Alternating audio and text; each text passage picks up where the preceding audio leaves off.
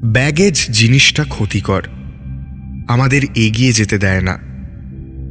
এর আরেকটা ব্যাখ্যাও রয়েছে।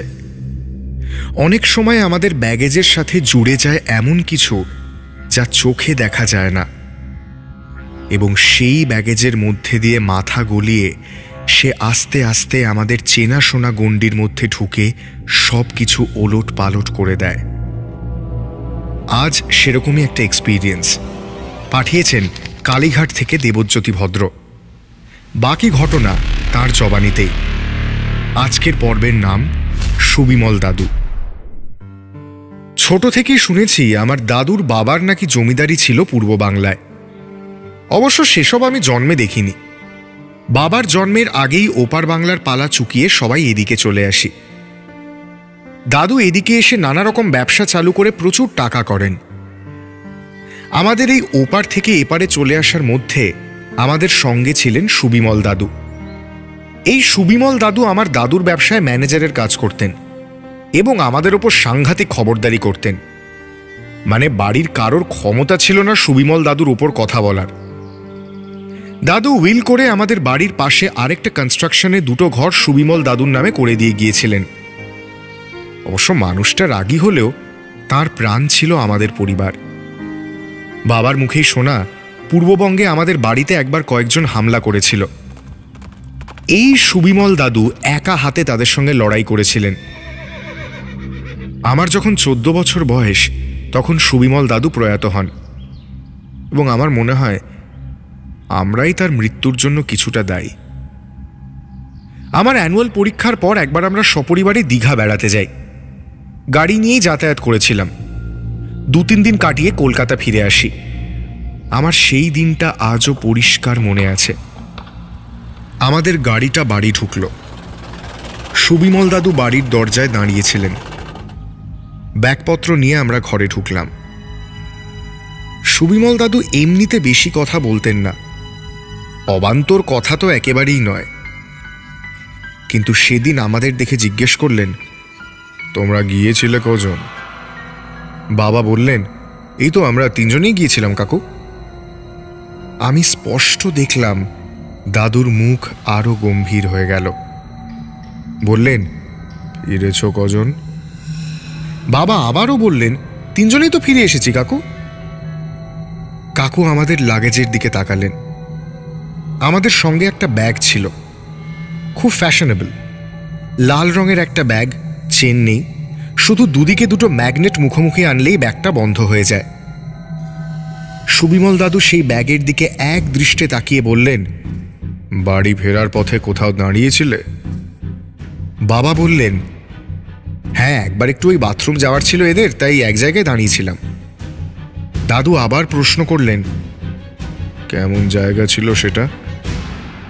কেমন আবার, ওই একটু জঙ্গলে মতো, আশপাশে 2টো বড় বড় গাছ ছিল বলে মনে আছে। সুবিমল দাদুর মুখটা আরো গম্ভীর হয়ে গেল শুনে। বললেন, তোমরা 3 জনে আসনি। আমার কথা তো ছেড়েই দিন, বাবা মাও কিছু বললেন না, কারণ দুজনেই জানতেন সুবিমল দাদু এমনি এমনি কোনো কথা বলেন না। আমরা দীঘা বেরিয়ে আসার পর থেকেই আমাদের বাড়িতে কয়েকটা কাণ্ড ঘটে। আমাদের টেলিভিশন সেটটা থাকতো একটা কাঁচের টেবিলের ওপর। হঠাৎ একদিন সেই টেবিল ভেঙে চুরমার হয়ে পড়ল, আর তার সঙ্গে আমাদের টিভিটাও। তারপর আমাদের অ্যাকোয়ারিয়ামে আমার 3টে সাথের গোল্ড ফিশ ছিল, 3টেই মরে গেল। বাড়িতে অশান্তিও বাড়তে থাকলো। ছোট ছোট বিষয়ে খিটখিটগুলো ক্রমেই বেড়ে যাচ্ছিল। এরই মধ্যে একদিন একটা কাণ্ড ঘটল। ঘুম ভাঙল একটা হুলুস্থুলুর মধ্যে। আমি ঘর থেকে বেরিয়ে শুনলাম সুবিমল দাদু কেমন যেন করছেন। হঠাৎ শরীর খারাপ হলো নাকি? আমি হুড়মুড়িয়ে উঠোনে নামতে যাচ্ছি, দেখি বাবা খপ করে আমার হাতটা ধরলেন। কি ব্যাপার?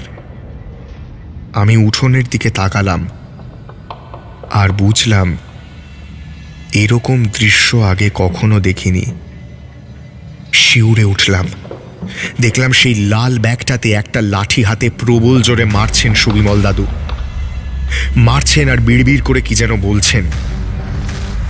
তার তার মধ্যে একটা কথা শুনতে পেলাম, গৃহস্থের বাড়ি না পেলে শান্তি পাচ্ছিলি না? গৃহস্থের বাড়িতে না ঢুকলে শান্তি হয় না তোদের? বাড়ির দোতলা থেকে কেউ একজন তার উদ্দেশ্যে বললেন, আপনি একটু শান্ত হন দাদু। তাতে সুবিমল দাদু চাপা গর্জন করে বলে উঠলেন, কেউ নামবে না, একে শিক্ষা না দিয়ে আমার শান্তি নেই। আমি দেখলাম ওই ব্যাগটাতে উনি আরো কয়েক ঘা বসানোর পর একটু থামলেন, তারপর সর্বশক্তি দিয়ে আরেক ঘা কষালেন ব্যাগটাতে। স্পষ্ট শুনতে পেলাম একটা চাপা আওয়াজ বেরোলো। কেউ হয়তো বলবে চাপা আর্তনাদ, আমার মনে হলো একটা চাপা বিস্ফোরণের মতো। সুবিমল দাদু কাজটা করে ক্লান্ত হয়ে পড়লেন, হাতের লাঠিটা দিয়ে নিজেকে ব্যালেন্স করলেন। তার অনুমতি ছাড়া কারোরই তার কাছে আসার সাহস নেই। বাবা চেঁচিয়ে জিজ্ঞেস করলেন, কাকু আসবো? সুবিমল দাদু হাতের ইশারায় আসতে বললেন। বাবা এগিয়ে গিয়ে তার হাতটা ধরতেই দাদু চাপা রাগত গলায় বললেন, কোথায় কে তোমায় দেখছে, কোথায় কে ঘুরছে কিছুই তো বোঝো না।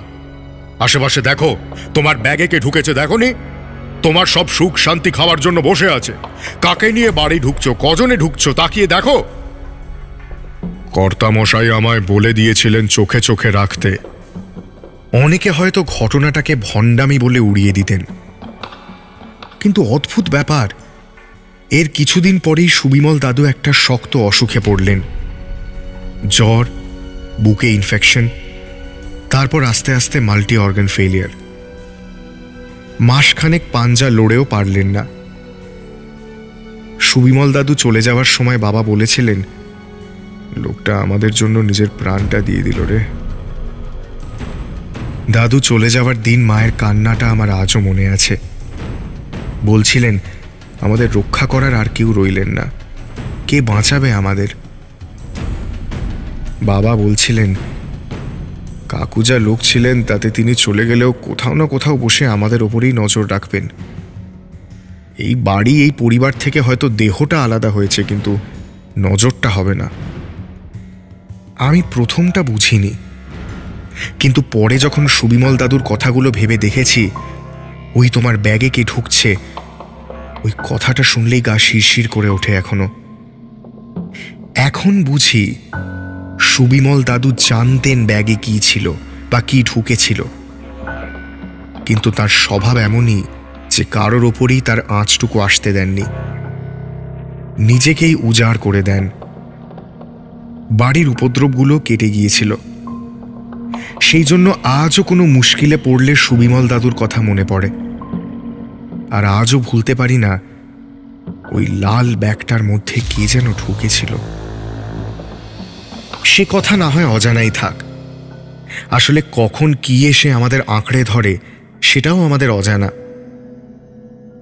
শুধু জানি মাঝে মাঝে সত্যি আর ভয়ের সীমানাগুলো মিশে এক হয়ে যায়, আর তখনই মাথা তোলে সেই প্রশ্নটা, ট্রুথ অর স্কেয়ার? ফিরবে পরের পর্ব নিয়ে।